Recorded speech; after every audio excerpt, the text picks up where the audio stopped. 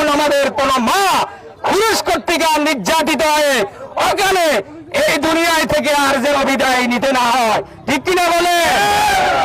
আমরা এই দুঃখজনক নেককারজনক ঘটনার জোর দাবি জানাচ্ছি বিচারের, এবং এই বিচার যদি না হয় পরবর্তীতে আটক কঠোর থেকে কঠোর কর্মসূচি গ্রহণ করা হবে।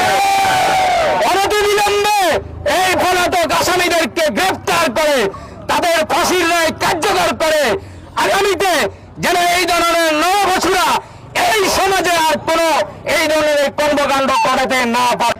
যে এই সন্ত্রাসীকে আগে অনতিবিলম্বে গ্রেফতার করে আইনের আওতায় নেওয়া হোক, এরপরে এর সর্বোচ্চ শাস্তি আমরা ফাঁসি দাবি জানাচ্ছি। প্রশাসন ইচ্ছে করলে সবই পারে, আমরা প্রশাসনের ভাইদের কাছে উদাত্ত আহ্বান জানাচ্ছি, আপনারা আপনাদের অবস্থান থেকে এই কুখ্যাত খুনিকে অ্যারেস্ট করে আগে আইনের আওতায় নেওয়া হোক। ফাঁসি যদি না হয় তাহলে আমরা রাস্তায় নেমে যাব, এটাই চাই আমরা। আমরা একটাই দাবি, আমরা ফাঁসি চাই। ফাঁসি যদি না হয় তাহলে আমরা রাস্তায় নেমে যাব। আমরা গরিব দেখি কি আমরা অবহেলিত? আমাদের কি বিচার হবে না? আমরা কি বিচার পাবো না? আমরা যদি বিচার না পাই সারা বাংলাদেশে, সারা দেশের ঘরে ঘরে এরকম হবে। আমরা চাই সেই ফিরোজ আলমের ফাঁসি। আমরা আসসালামু আলাইকুম, আমরা প্রশাসনের কাছে বিচার চাইছি, বিচার পাই নাই। এখন আমরা বাংলাদেশ সরকারের কাছে বিচার চাই, আমার বোনের যেন ওই শিমলা হত্যার যেন ফাঁসি চাই, খুনির ফাঁসি চাই আমরা। আপনারা সবাই অবগত আছেন যে একটা মার্ডার নিয়ে এভাবে আমরা দীর্ঘদিন এখানে সেখানে ঘুরতেছি, এটার আসলে আমরা কোনো কিছু পাইতেছি না। আমরা এলাকাবাসী এখন কি সবাই চাই যে এটা সুস্থ একটা তদন্ত করে ওই খুনির বিচার হোক।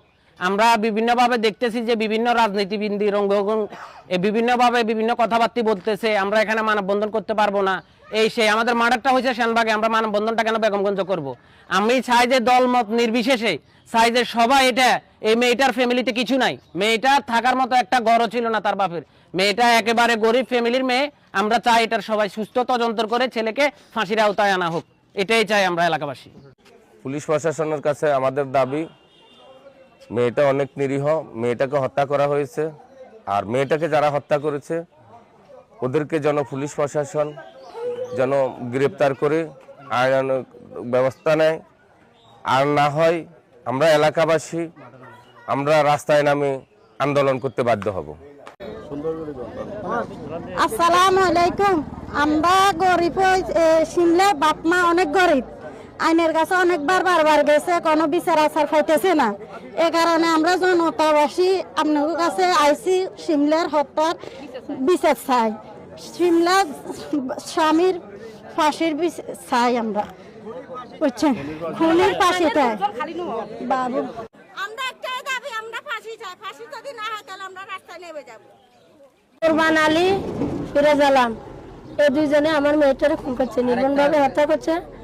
আমি চাই না আমার মতো কোনো মায়ের মুখ খালি হোক, আমি উপযুক্ত বিচার চাই আপনাদের সবার কাছে।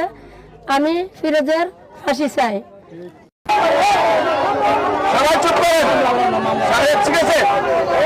সবাই চুপ করেন, সবাই চুপ করেন। আমি